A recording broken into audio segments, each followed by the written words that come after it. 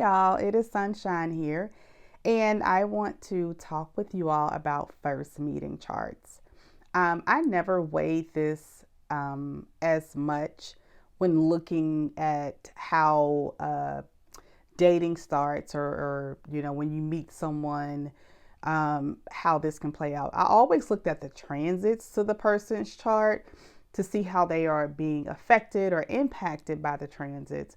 But just doing the first meeting chart, I just never really weighed it a lot. But this has become very interesting to me because I have found some very accurate or uncanny results that really depicted how a relationship will play out, or uh, not what the end results will be, but just kind of how that encounter will play out.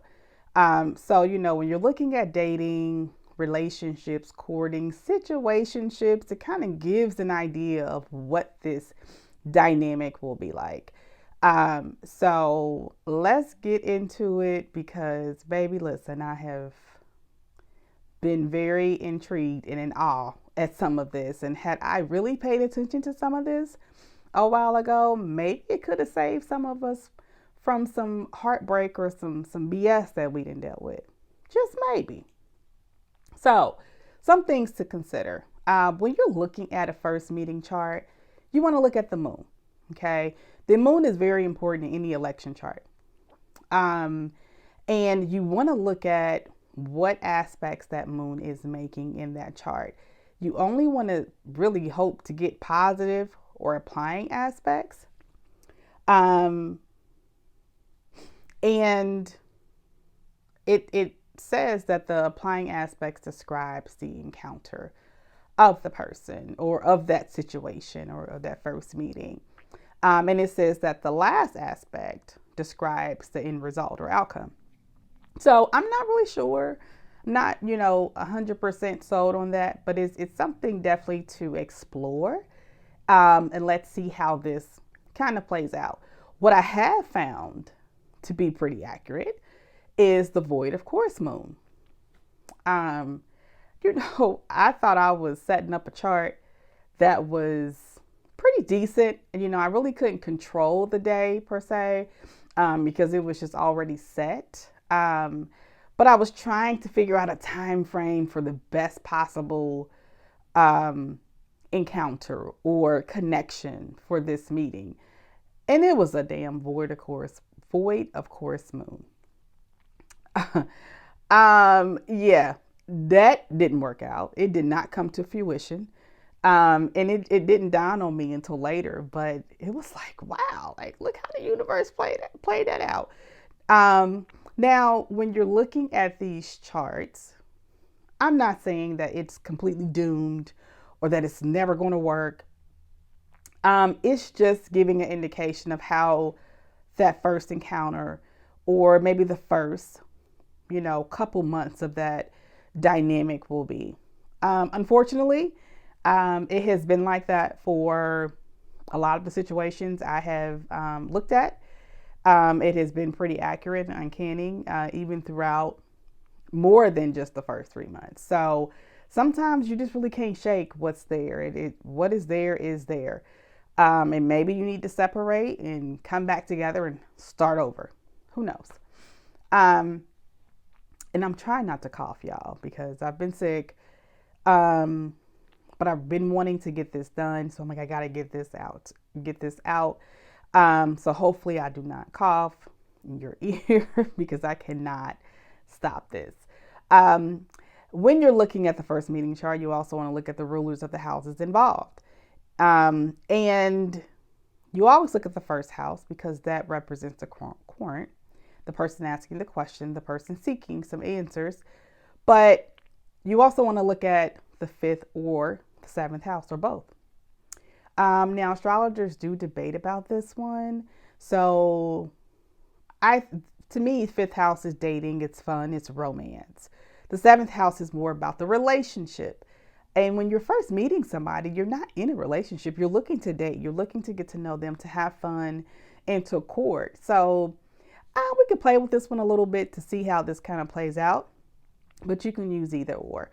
You definitely want to look at that ascendant degree because if it's early degrees, it's probably too soon, probably not going to quite work out as you were hoping. So, you know, that does affect it. I do know that.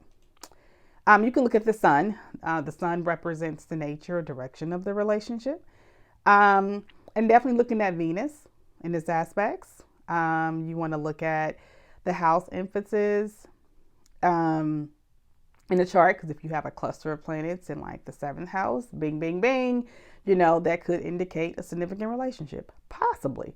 But if you have, let's say, a bunch of planets in the second house, you know, I don't know, is this a business or financial situation?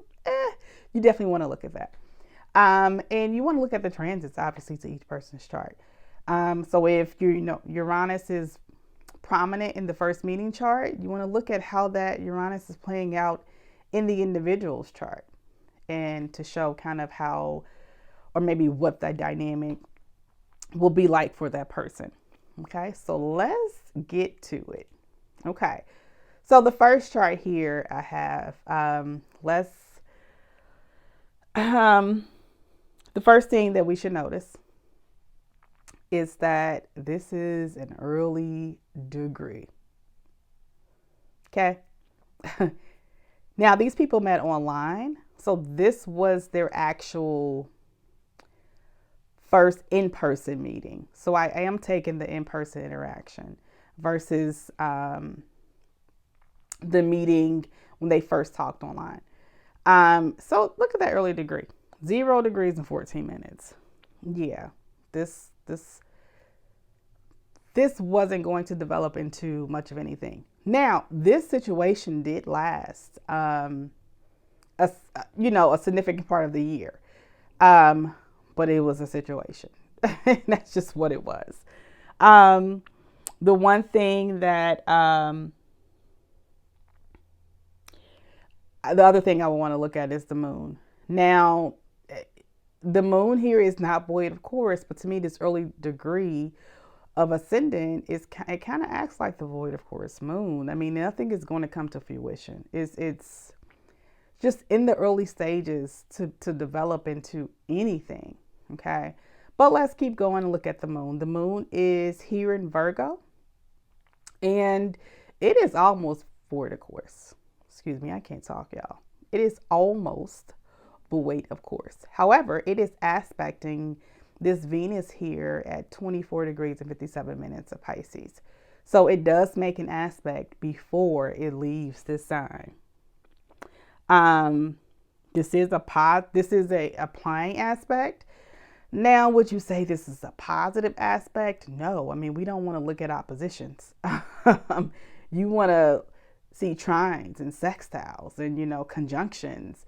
And with the moon and Venus pulling away from each other, these are the love planets. Like this is the emotions, the moon, and this is Venus, the love.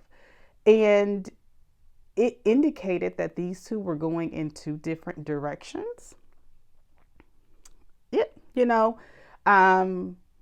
There was like a push-pull type of dynamic. It reminded me of if you know anything about attachment style, it reminded me of that insecure and avoidant attachment style. That's what this was like, from my understanding. But let's keep going. You do have the moon in the 7th house. So this can maybe indicate, okay, the direction of a relationship. If it wasn't for this early degree, I may be like, this might mean something. But no, it did not work out. The sun is conjunct Neptune, so that could indicate deception or illusion. There was just some things that were foggy or not clear about this dynamic. So what about the 1st and the 7th house ruler? So let's see, you have Mercury. So where is Mercury? Mercury is here at 23 degrees Pisces. And Jupiter, excuse me, y'all, like I need my glasses on and I don't have them and I can't get up and maybe I can't reach them. You have Jupiter here. There we go. That's a lot better. You have Jupiter here at 23 degrees in 9 minutes. And because Mercury is a faster planet, it has moved past a trine to Jupiter. So that indicates that the opportunity passed. It's no longer applying. You know, it ain't about to work out, unfortunately. You do have Saturn in the 5th house. So this is a struggle. This ain't fun. There's restriction. There's lessons to be learned. So yeah, it just, I don't like it. And so then if we look at the 5th house, right? Remember I said that you could look at the 7th house or you can look at the 5th. The 5th is still Jupiter. So either way, the opportunity has moved past. You have Saturn there. Yeah, it's just, it didn't work. It didn't last. One party wanted it to last. You know, the 1st house person, the querent, which is the Mercury here, is, you know, applying to an aspect to Venus. So they wanted this love. They wanted this connection. They did. But it just didn't work out. Now, what would be interesting is I used the Placidus house system. If you were to use, you know, whole sign, would that be different?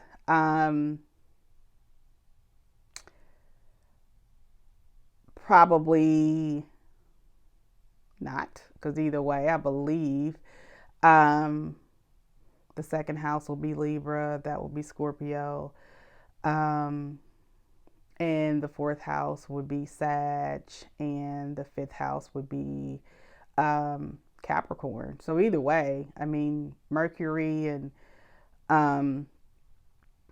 Saturn they don't aspect. So I think I did that right. But you get the gist.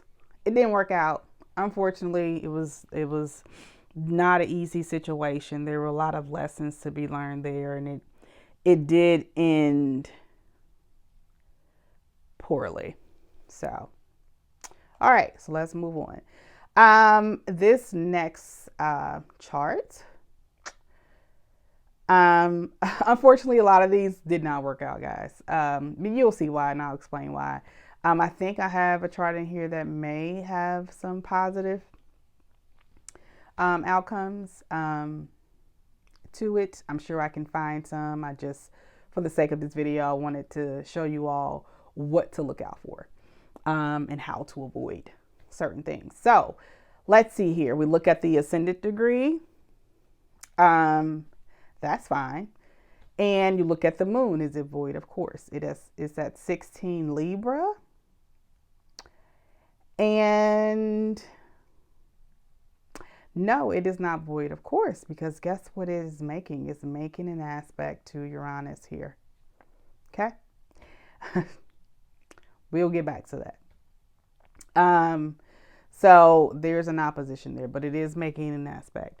So one of the first things that I noticed was that the luminaries, which is the sun and the moon, are below the horizon. So to me, you know, when you look at the election chart of the first meeting, you know, it's indicated that maybe you want to see the sun and the moon, or one or the other, at least above the horizon, to show that this is a situation that is going to be out in front. This is a very subjective part of the chart. So, and this did bring out a lot of stuff. You would think that up top, which is the 8th and the 12th, having that would kind of bring out some some hidden things and some unpleasant things. But this bottom half of the chart is very internal and it's subjective. And so these were kind of hidden down here. So let's look at the aspects of the first house ruler in the 5th and or the 7th. So if you take the first house, which is the sun, and the 5th house, which is Jupiter, if you look at those, okay, the sun is here in Aquarius. Okay, so, I was going to talk about being in the 6th house, but we're not even going to go there. But the sun is in Aquarius and Jupiter is in Virgo. There's no aspect at all. There's no aspect at all. Okay. But if you look at the 7th house, if you want to go to that, there is a sextile between the two planets. So that indicates that there is some type of relationship. I would categorize this as a situationship. I think these two were very infatuated with each other.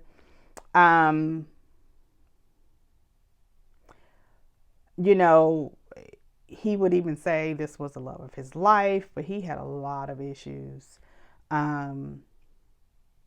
There was just a lot of stuff. I mean, this Neptune in the 7th house was a very descriptive, placement in this chart because there was a lot of deception. But let him tell it. This was it. This was his person. But yeah, it was just a lot of infatuation. So the fifth house is active. I mean, you had Venus there, and you had Mercury. So maybe there was a lot for him. If you want to go based on this, maybe there was something there. I don't know, but you look at the moon. It's square Pluto. Now, it is like 1 minute past Pluto. So this is where the validity of the time comes in, because you see, it's just a roundabout time. It's a rounded time at 6:30 p.m. If this was a few minutes earlier, this could be really different. And my understanding of this dynamic, the situationship, to me, it really was a lot of Moon Pluto themes. It was a lot of that. So I think that played a big role. But lastly, you want to look at the moon is, remember I talked about it's opposing Uranus. That's the last aspect that it makes. And again, this is a separative aspect. I think there was a lot of shock, a lot of surprises in this relationship. It was very emotionally unstable. There was a lot of healing that needed to be done. I mean, a lot of wounds being opened in this dynamic. So, I do think maybe the 5th house did play into this, because there was a dynamic between these people for a little while. It didn't end right away. I mean, the issues came out right away, but they were just like drawn to each other, and it was just toxic. It was toxic. And I even think that she thought this was going to be something like, because their aspects and their synastry was like, whoa. So it was strong. And, it was a connection, but it was more of an infatuation. And it wasn't stable by any means. All right. So next one.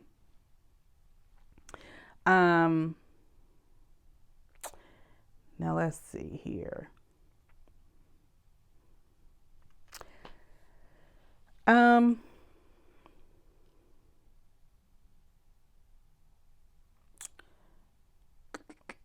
This one, I'm sorry, I think I have the charts. mixed up here. Okay. So, again, look at the ascendant. That's fine. Find the moon. That's at 20 degrees of a Gemini. And it is going to make an aspect before it leaves. It's going to make it to the sun. Okay.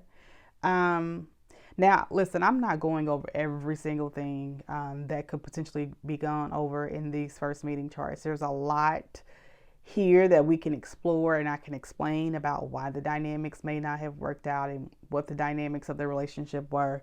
I'm just really going over the basics just to kind of give you all an idea of how this can play out. So the first thing is this sun and moon square.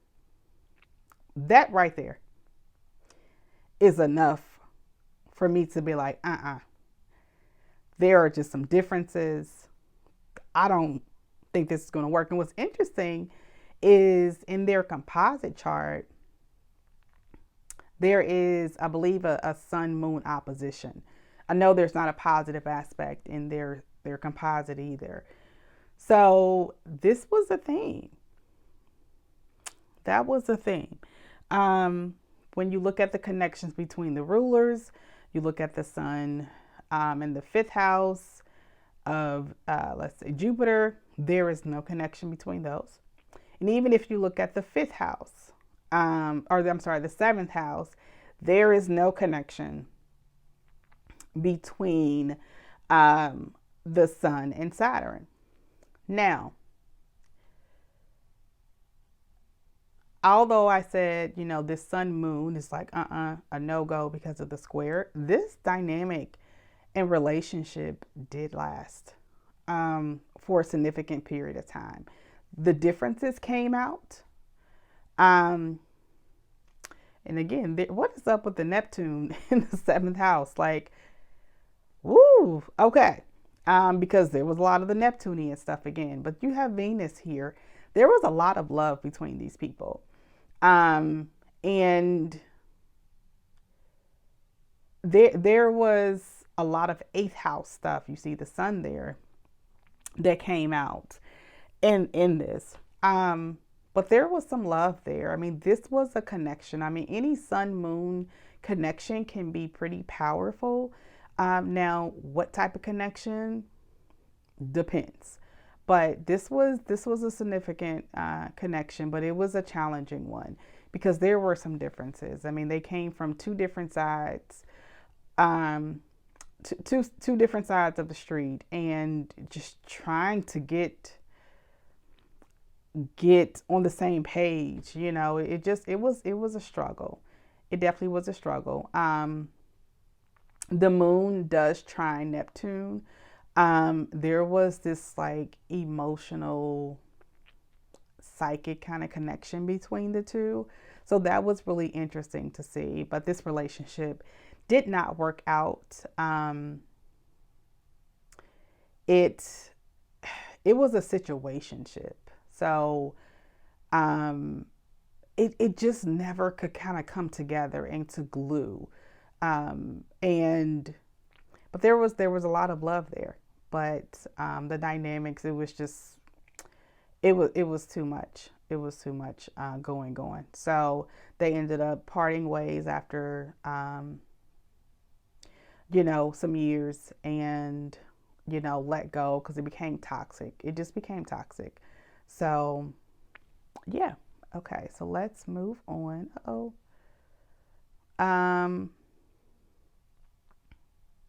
All right, looks like I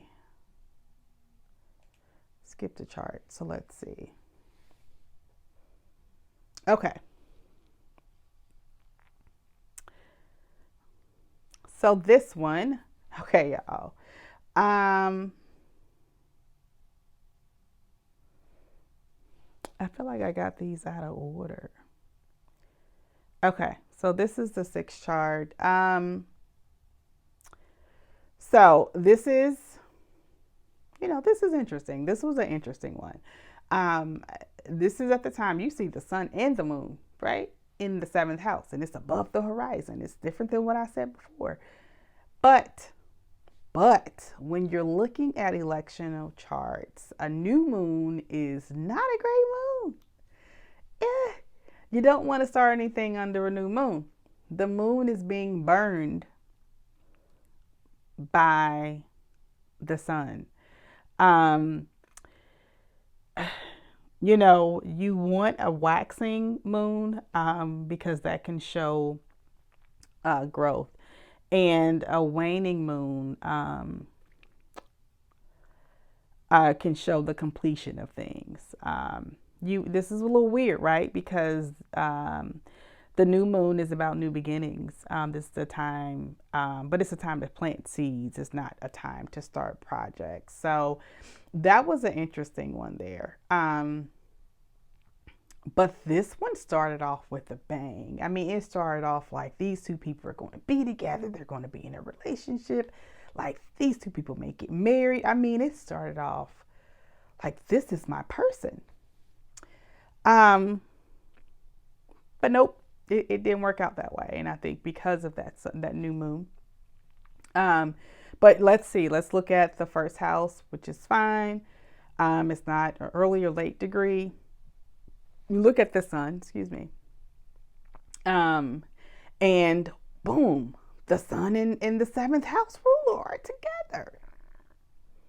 It's conjunct. There is no aspect to the fifth, but we're going to look at this seventh because this is where that planetary energy is packed. So this is a relationship. This is about to work. No, y'all, it ain't work. Damn, it ain't work. It just, it couldn't come to fruition. And I think because of that new moon. So let's look at some of the aspects. You have the moon is squaring Uranus. Now, if we go back to, it talked about the first applying aspect. And if we look at the moon's first applying aspect, I believe it is to Uranus because it doesn't make it to the sun first. The sun is at 12 degrees and Uranus is at 10. So it is going to square that before it gets to the sun and Saturn. It doesn't aspect Jupiter here, and it's not going to aspect Mars or Venus. So that first applying aspect is a square to Uranus. And listen, any Uranus energy, I think even for the other charts, it is electric. It is like, boom, you come out with a bang and you think this is love at first sight. And what are these feelings? What is this? Is this my person? So it comes out like, yes. Okay. So that's the first applying aspect. The next aspect is to the sun. It gets burned. Okay. And then the last aspect is to Saturn. Moon and Saturn is a depressive. It can be a depressive. I don't like to use general terms to say it's definitely going to be this, it's definitely going to be that. One of the things that can come from a moon Saturn is depressive or pessimistic thinking. It's practical, it's realistic. And with this one, it really did end due to mental health reasons, and it ended because of depression. So this dynamic ended because of that.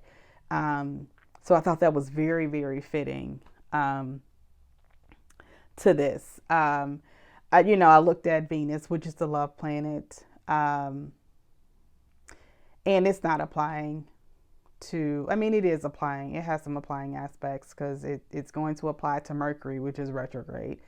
But that's another thing. These two people met during a Mercury retrograde. So needless to say, this did not last. It it lasted maybe a couple months. But I think these people thought this was going to be something, and it brought up some wounds very quickly. So it was interesting. Um, so let's see here. The seventh chart, I believe this is the last one. Let's see, let's look at the ascendant. And that's Mercury. 15 degrees, decent, a degree. Mercury is in the sixth house and it's retrograde. Okay, let's look at the seventh house. Jupiter. Where is Jupiter? Jupiter is in the sixth house as well. So they are together, but they are retrograde. So it's moving away and they're in different signs. Okay. Even if you want to look at the fifth house, which again is Mercury. So I probably will go with the seventh house in this one. These are both in the sixth house. Just not a good placement. One is retrograde. More importantly, this Venus at 29 degrees, 35 minutes is opposing Uranus at 29 degrees and 7 minutes. Now, it is past a degree. And these two did meet around this time. So even if you take it back a few minutes, it is past a degree. So technically we should maybe not look at that. The reason why I'm making that important, because Uranus played a big part of their dynamic and their synastry. And it is a prominent aspect in the male's chart, Uranian energy. So this was very fitting about what their dynamic was like. And it, I think this does happen in their composite chart too. There's some Uranian energy. So that was pretty accurate there. You do have quite a bit of aspects from the moon to the other planets in the chart. But guess what, y'all? Guess what? The final aspect from the moon is to Uranus.